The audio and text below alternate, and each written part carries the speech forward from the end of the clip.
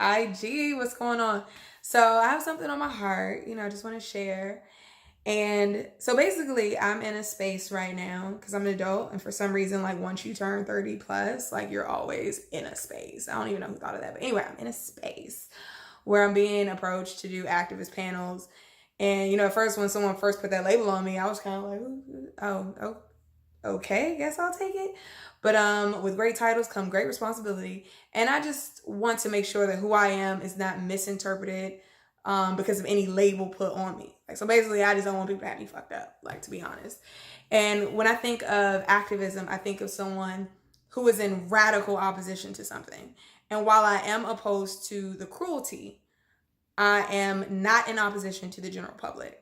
So if there are, I have a lot of meat eater friends and family members, and I still love them with all my heart. I don't criticize them. I don't yell at them. I don't harass them. I don't lecture them. That's not who I am. And even, recently we've seen this like thing with this like Rawvana chick. And did what she did, like, was it fraudulent? Absolutely, it was. But at the same time, I look at it like no one's perfect. She apologized for what she did. And I don't think, just me as a person, when someone else does something wrong, I don't think that gives me the license to harass them. And when I saw that, I'm just like, I just don't want to be associated with that group. Like, that's not who I am, and that's not who I stand for. Do I agree with it?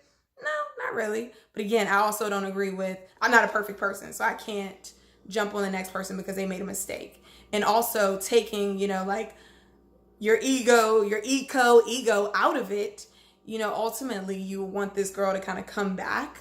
She's still pretty young. You want her to come back and join the community.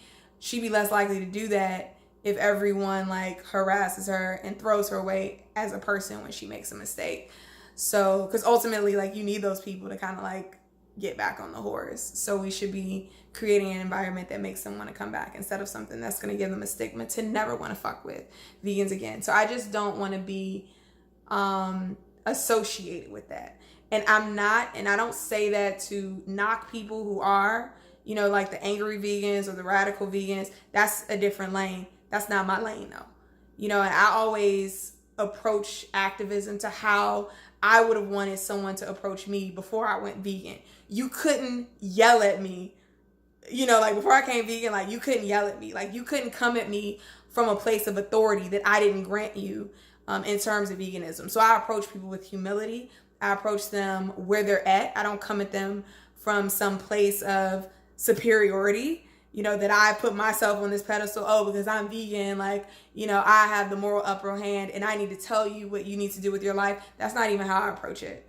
I lead by example. I use my art to tell a story. So in a way that caters to where they are. And I always practice compassion with not only animals, but with the human people that I deal with. So that's where I am and that's who I am. So I just want to make sure that's clear. So when other people are doing other stuff, Jasmine Leva ain't a part of that group. Jasmine Leva is not a harasser or, yeah, I'm just not. So there you go.